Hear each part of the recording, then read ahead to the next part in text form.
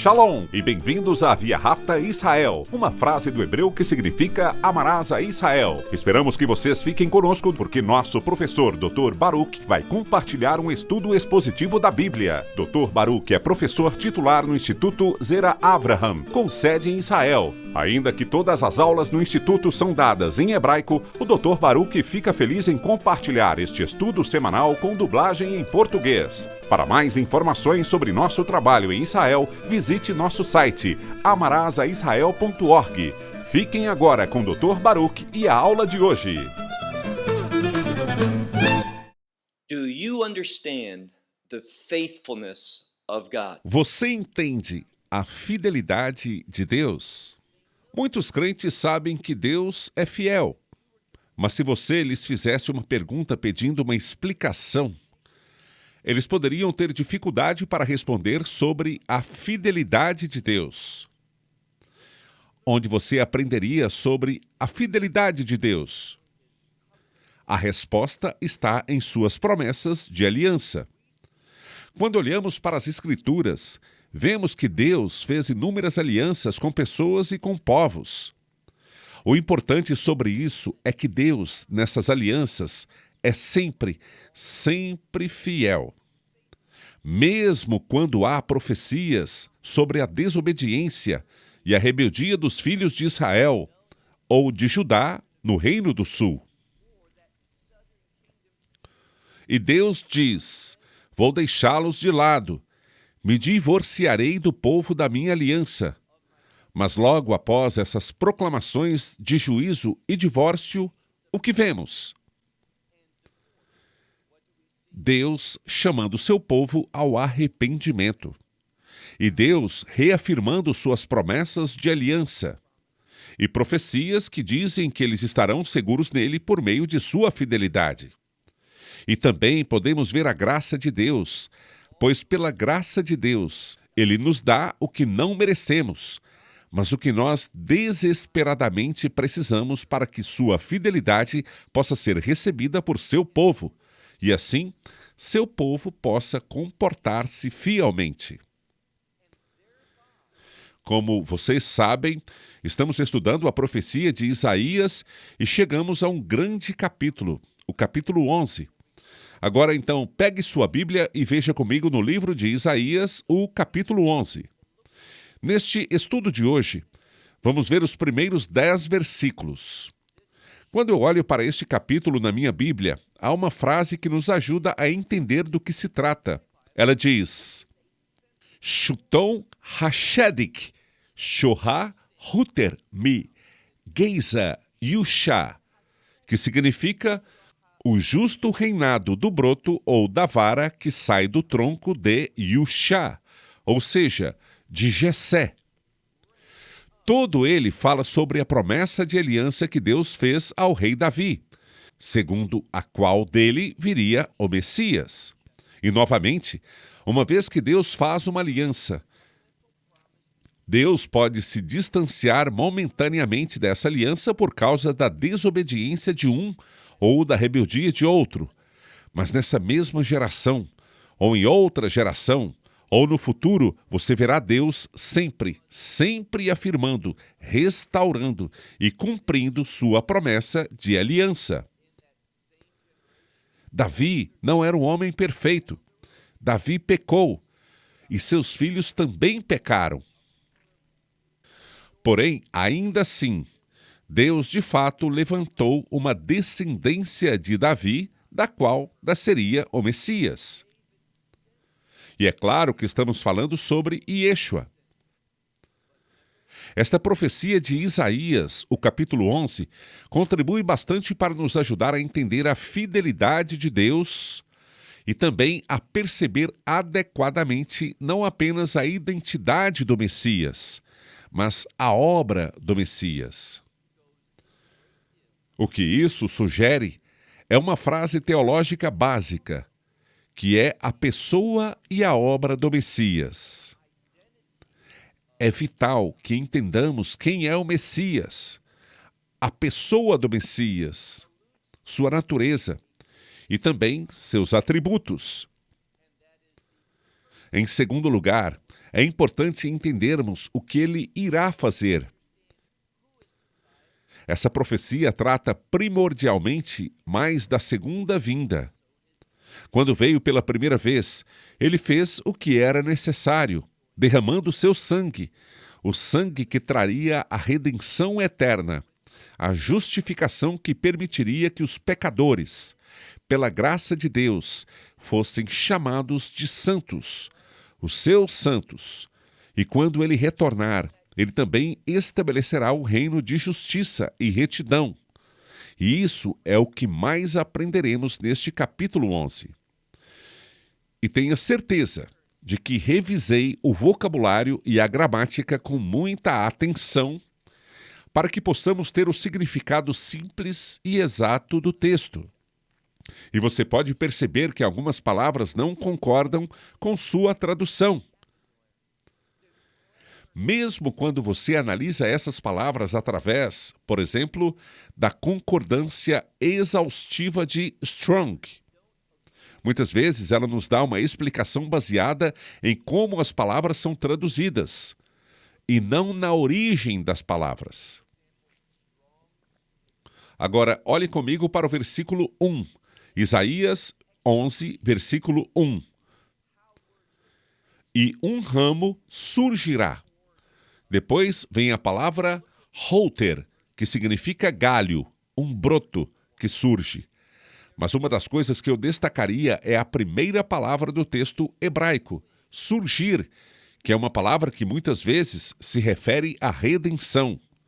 É o verbo de onde deriva o substantivo êxodo.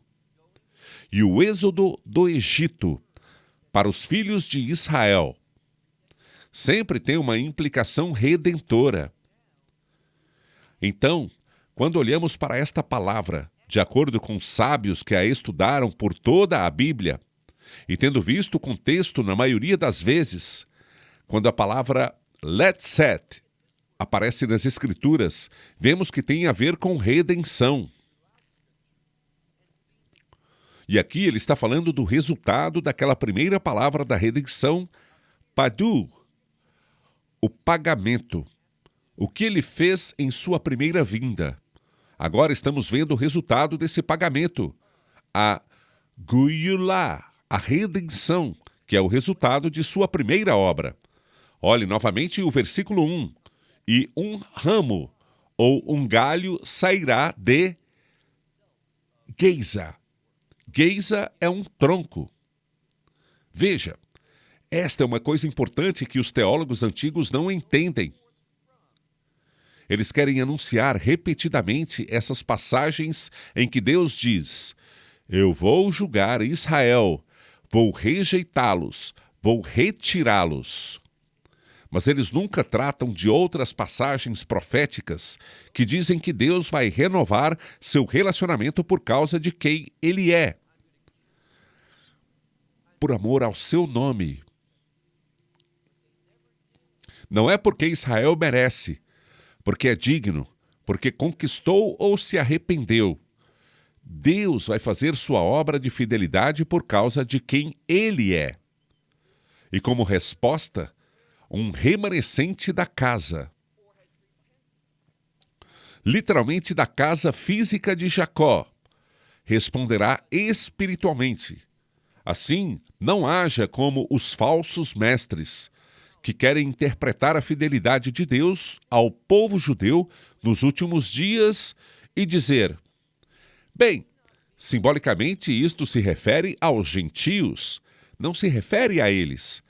Mas então, será que isso significa que não haverá vários gentios, múltiplas nações, pessoas de todas as tribos, nações e pessoas sendo salvas? Claro que sim. Deus criou Israel para ser uma bênção para as nações. Mas haverá um remanescente dos descendentes físicos literais de Jacó. E nos últimos dias será a grande maioria. Esta é uma verdade importante que não pode ser negada nas Escrituras. E lemos aqui: e sairá um galho do tronco de Jessé. o tronco é mencionado como se essa promessa da aliança de Davi fosse cortada e estivesse morta como um tronco. Mas na hora certa, por causa de quem Deus é, por causa de suas promessas da aliança, um galho, um broto sairá. Depois, nós temos outra coisa que nos ajuda a entender que está se falando sobre o Messias. Nós temos Jessé, o pai de Davi. Então, é a aliança messiânica que Deus fez com Davi em 2 Samuel 7. Em seguida temos um Netzer. Netzer vem da mesma palavra que Nazaré, ou Nazaré.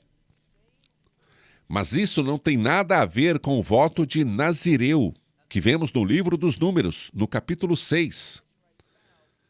Ao contrário, tem a ver com uma palavra diferente. Nun Sade Hesh, e não Nun Zain Hesh, cuja pronúncia é semelhante, mas esta palavra Natzaret, ou Nazaré, tem a ver com aquela cidade. E quando olhamos para essa palavra, como já disse antes, tem a ver com manter, guardar, tem a ver com negar a si mesmo para obedecer a Deus. Então, isso nos diz que aquele que está por vir, este galho do tronco de Ishai, de Jessé, será aquele que nega a si mesmo para manter a palavra de Deus. Ou seja, um galho. Como sinônimo, nós temos Hoter na palavra metade e Nitzer na segunda. Eles simplesmente são sinônimos que falam sobre um pequeno galho começando, um galho que brota de suas raízes. Raízes de onde? Das raízes de Jessé, de Ishai. E diz que esse galho vai florescer. Essa é a palavra que significa florescimento. Então, ele vai dar frutos. Essa é uma outra forma de dizer que ele terá sucesso. Ele produzirá o fruto de Deus. Olhe agora para o versículo 2.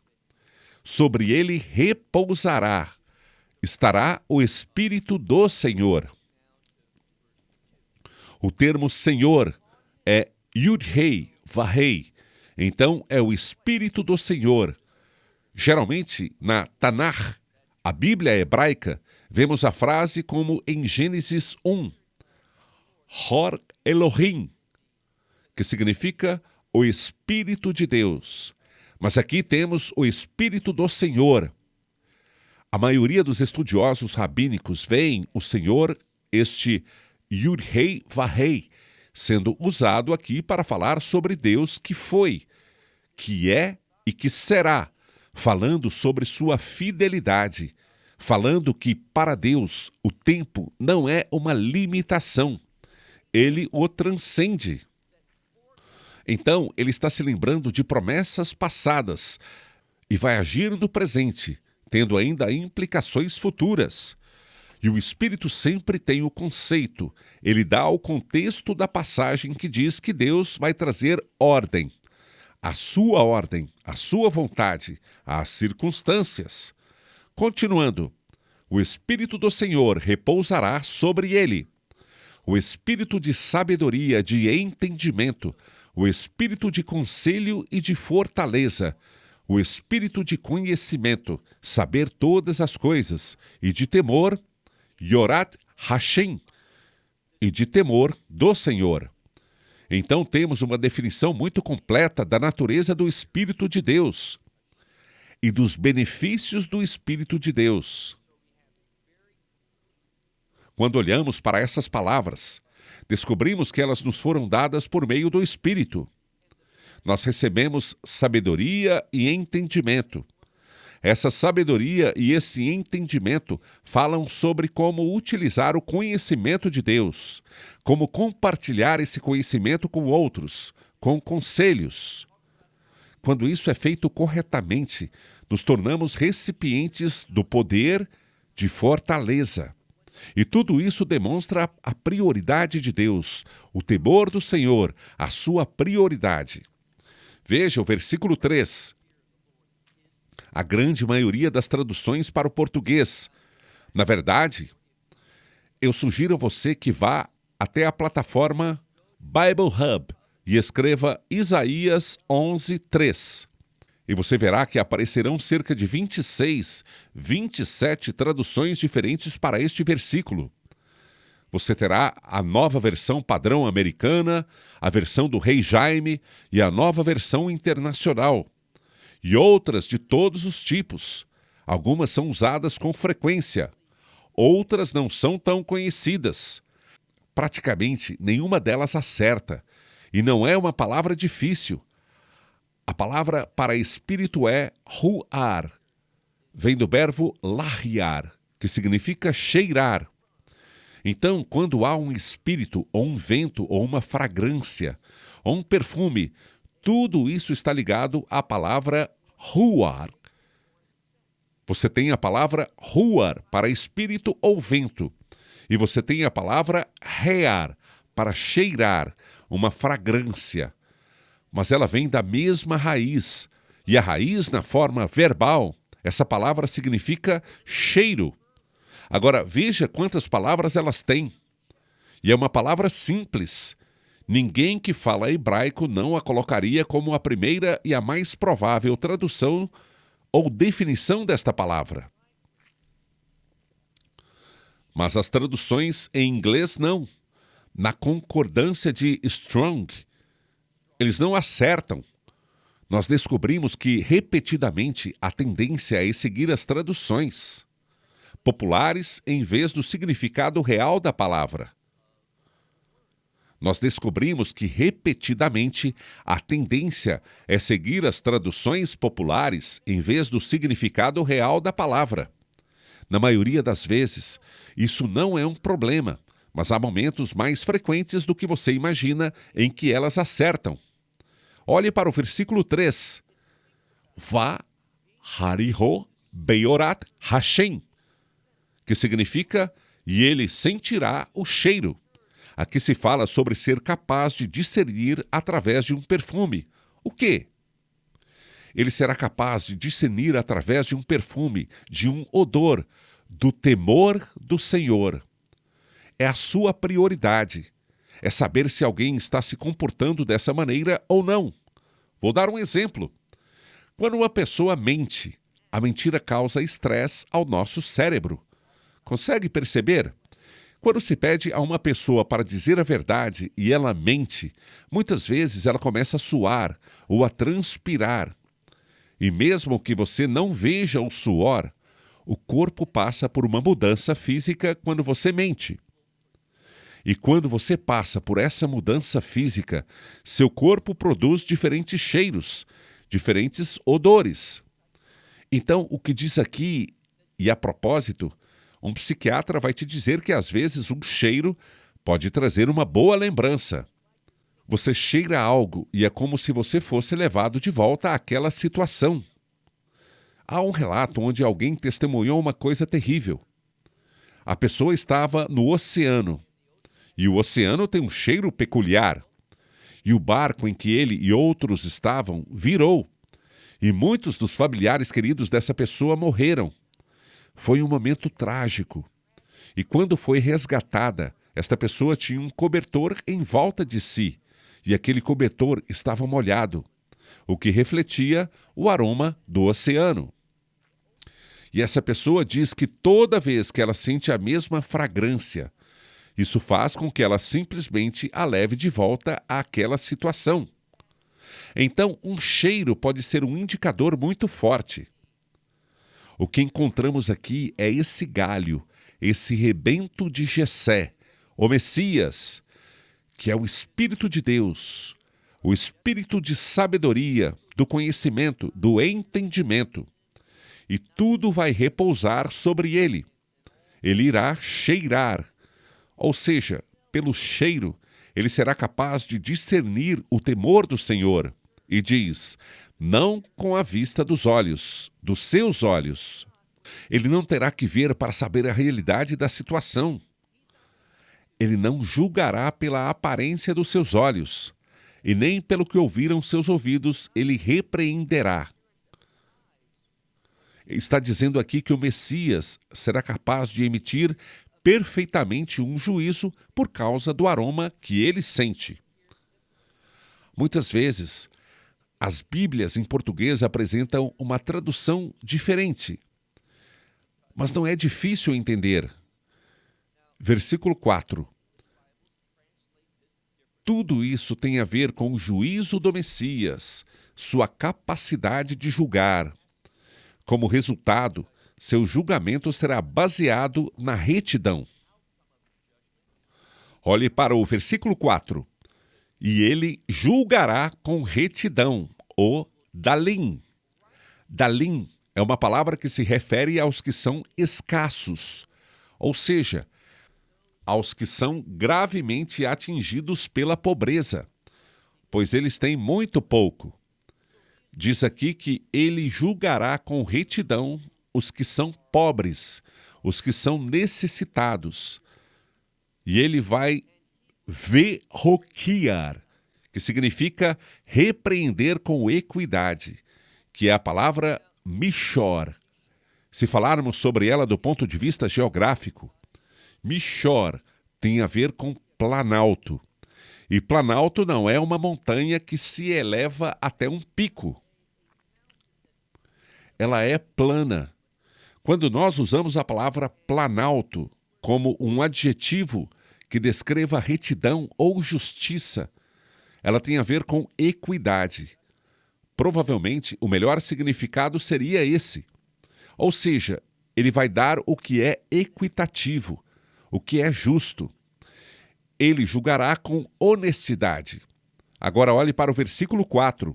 Ele repreenderá com equidade os humildes da terra. A maioria das traduções em português traz os mansos da terra, mas na verdade tem a ver com os que são humildes. E ele ferirá a terra com a vara de sua boca. Essa parte do versículo quer dizer que, da mesma forma que ele pode julgar de forma única, ele também será capaz de simplesmente falar e o castigo surgirá. Observe como essas mesmas terminologias e símbolos também são vistos no livro do Apocalipse, com a segunda vinda do Messias. Repetindo o versículo 4. Ele julgará com retidão os necessitados, e ele repreenderá com equidade em favor dos mansos, ou dos humildes da terra, e ele ferirá a terra com a vara de sua boca. Apenas com suas palavras se executará o juízo, e com o espírito de seus lábios, o que também pode ser com o sopro de seus lábios, ele matará. Yamit, ele matará o ímpio. Então o Messias, quando vier na sua segunda vez, ele virá para julgar. Versículo 5. E será com justiça que ele cingirá sua cintura. E com fé, com fidelidade, ele cingirá seus lombos. Os termos para cingir têm a ver com servos. Ele vai fazer a vontade de Deus. Ele irá servir ao propósito de seu Pai Celestial. Esse eterno Filho de Deus, ele sempre faz a vontade de seu Pai. E ele fará isso com justiça pela fé. Esta é a coisa importante que vemos aqui. E com justiça ele cingirá a sua cintura, e com fidelidade ele cingirá os seus lombos. Versículo 6. Por causa disso, veja que haverá uma mudança na natureza. Por quê? Porque esta criação passará por uma mudança, que é natural agora, porque este mundo está manchado e corrompido pelo pecado, e vai passar por uma mudança. Vou te dizer uma coisa. Ramba, também conhecido como Moisés, Maimônides, que é visto como o maior intérprete dentro do judaísmo. Ele diz que o Messias não fará milagres e que Yamoto Hamashia, nos dias do Messias, ele está falando sobre o reino, não haverá mudanças na natureza. A sua interpretação é incorreta.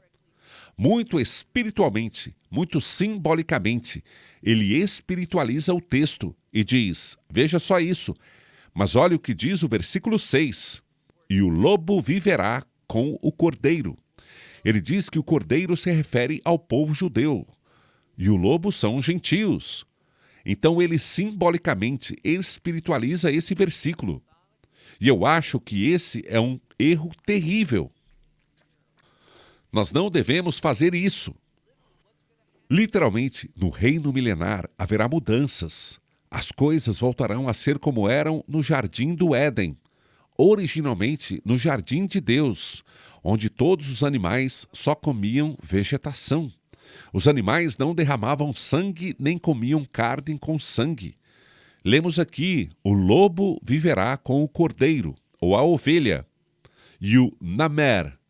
O namer é como um tigre, ou o leopardo. E com o cabrito, ou seja, com um bode, ou um cordeiro jovem, ele se deitará. E o bezerro, e o filho do leão, e o novilho gordo, juntos. Então haverá paz entre essas espécies que agora comeriam um ao outro. Eles matariam um ao outro. Mas neste momento, nada disso vai acontecer. Vai haver tranquilidade, paz. Não haverá guerra entre as espécies de animais, pois a paz será estabelecida a todos. Olhe agora no final do versículo 6. Vei na arcaton, no Hegban, e uma criança os está guiando. Se em sua Bíblia essa frase estiver no futuro, está errado. Ela está no presente. Alguns dizem que está no particípio, sem problemas. O particípio é usado para se descrever algo. Então, é esta criança que os está guiando. Aqui se quer descrever esta criança como alguém que vai liderando, conduzindo-os. Assim, eles estarão em sua missão. Se submeterão a uma criança pequena. Versículo 7. A vaca e o urso pastarão juntos e seus filhotes deitarão juntos. E o leão, como o gado, comerá feno ou palha. Aqui fala de uma mudança, ou seja, os animais não vão comer carne. Eles não vão fazer mal uns aos outros, mas vão comer exatamente como o gado come pastagem. E o mesmo ocorrerá com o leão neste momento. Resumindo, haverá paz. Mais uma vez, versículo 8. Yunek. Yunek se refere a uma criança de peito, ou seja, uma criança muito pequena, com menos de 3 anos, provavelmente por volta dos 2 anos. Ela brincará acima do buraco de uma piton. Ela brincará acima do buraco de uma python. Nós temos 2 tipos de cobras. O primeiro tipo, se você olhar em hebraico, é a palavra paten. Alguns pronunciam otá, como o TH em inglês, ou seja, o python, ou python. Acima do esconderijo Judá. E a próxima palavra fala de algo parecido com uma serpente, um tipo diferente de cobra, uma criança que foi desmamada. Aqui trata-se de uma criança com 3, 4, 5 ou 6 anos. Ela estenderá a mão e será num lugar aparentemente muito perigoso em nossa época, mas não terá nenhum problema. Observe o que diz no versículo 9. Lo york heu, que significa ninguém fará nenhum mal. Em outras traduções, diz que não haverá nenhum dano. Tudo bem, nenhum mal, nada de ruim, nenhum dano irá acontecer a eles. E nenhuma destruição acontecerá em todo o meu santo monte. Aqui se refere a Jerusalém e pode ser entendido como seu reino. Seu reino não produzirá nada.